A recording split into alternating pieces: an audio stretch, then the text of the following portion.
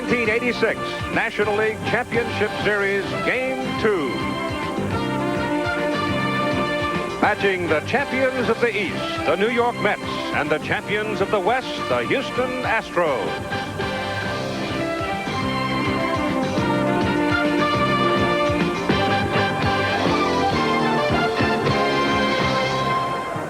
Well, after last night's dramatic victory, the city of Houston is in a fever. Getting a seat in the Astrodome is one of the toughest tickets of the year, and these partisan fans are determined to be as supportive of their Astros as are the Mets faithful in New York.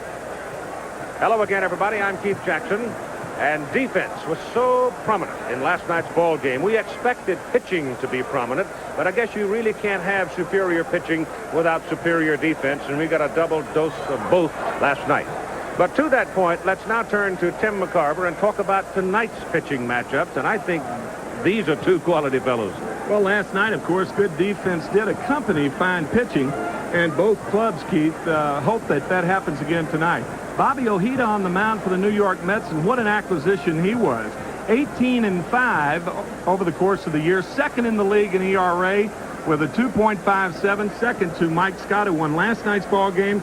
And, of course, what can you say about Nolan Ryan? 4,277 strikeouts lifetime. He's 12-8 this year. However, he was 9-2 in the second half of the season, and that was after he went on the DL, the disabled list, for 2 times, the first times that he went on the DL in his marvelous Major League career. But he's rested. That's the point. He is rested and throwing BBs. He's also one of those guys that remembers 1980. 1980 was not a very good year for Nolan Ryan. The rancher from Alvin had just come into Houston, and he was on the mound when they had a chance to win it all and then lost it to the Phillies. You know, I look back on it, I guess the hardest year I ever had as professional athlete was 1980 when I came to the Houston Astros as a free agent and having at that time the highest salary paid to a baseball player, and getting so close to the World Series, which was a goal of mine when I came there, and falling short. I guess that year, probably because of the publicity that went with the contract, the pressure I felt to perform well, I didn't have the kind of year that I'd wanted to have. And then getting so close and looking like we were going and not make it. I think in my memory, and to me, that was the toughest year I've spent. I'll bet you one thing, that this soft-talking, hard-throwing Texan has not forgotten that he let opportunity get away in 1980.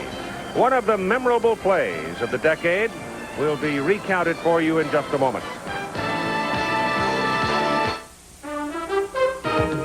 This ABC Sports Exclusive is brought to you by Mycotin. Mycotin cures athlete's foot. Let's have some fun for just a couple of minutes. Let's go back to 1980 when Houston was playing Philadelphia in the championship series. It was Game 4 on a Saturday afternoon.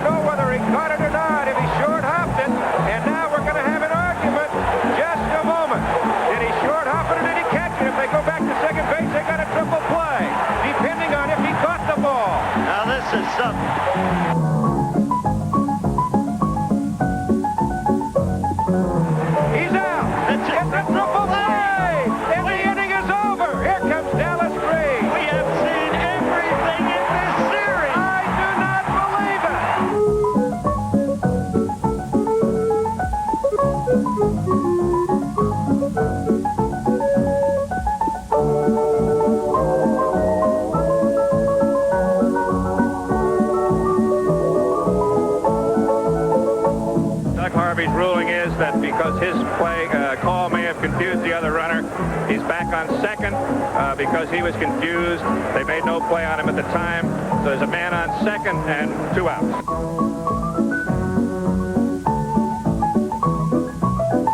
It's very questionable whether I caught it, but I felt that I came up with the ball. But it was I still really don't know for sure.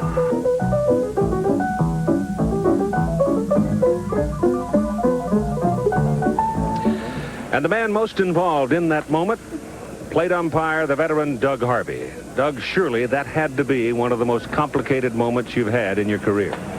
I would have to say so, Keith, but you have to remember, too, that, you know, complications, that makes the umpire, and how the umpire rules upon these things is what his reputation is built on. And I just look at all of it. Hey, it's a great time out here, and it's a marvelous children's game being played by grown men, and I get a kick out of all of it, Keith, and that was one of the exciting ones. And it was kind of interesting because when I first walked out, I had to ask my fellow umpire to catch the thing. And first of all, I started out, I looked through from behind home plate, and Big McBride was on second base, 15 feet off, looking at me. I just put my hands down. I put him in motion. I said, heck, let him go. I'll figure out something to do with him. Looked up, Manny Trio was almost a second. And I still don't know whether the guys caught the ball or not. So I walked over and asked him, did he catch the ball? And he said he caught it. I said, it's a double play, put him back. And Bill Verdon come running out of the dugout.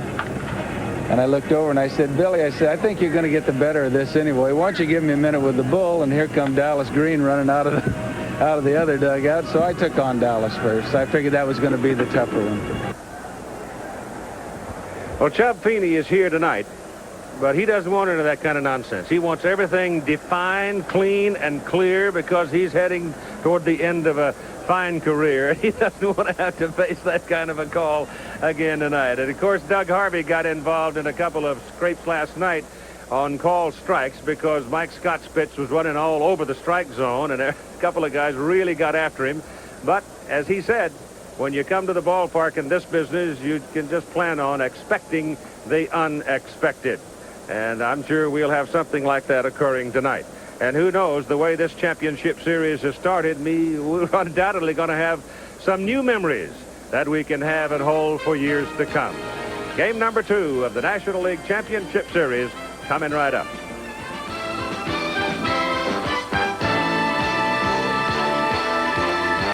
One of the more pleasant rewards of having a sports franchise at any level in any city is what it brings. Everybody in the city of Houston could tell you on any street, I think, tonight, who the starting pitchers are. This town is wound up and ready for Game 2. Tonight, Game 2 of the National League Championship Series.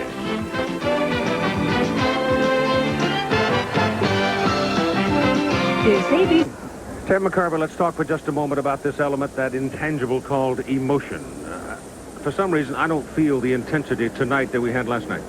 Well, I don't either, but the game hasn't started yet. I think once the game starts, you're going to feel it. And the Mets being down 1 game in a 4-out-of-7 series, not nearly as important as it was 2 years ago when they were playing the best 3-out-of-5 series. Much fairer format now. Lynn Dykstra, a comment on the tempo in the clubhouse, the mood of the team after being handled a little roughly last night by Mike Scott. He pointed toward tonight's game. Well, I don't think it was too bad. You know, I remember talking to a former Pirate in spring training telling me what Chuck Tanner said after they lost a couple in a row the year they won it. And they usually turned the music on and danced around after they won every ball game or lost every ball game. In the playoffs, the radio wasn't off when they lost. And Tanner walked in and said, hey, turn that radio back on. We're not changing a thing here. And that's what I thought of when we walked in that clubhouse last night. You know, the mood's good in there. You know, that's 1 game. We got over the split. We go back to New York. We'll be fine.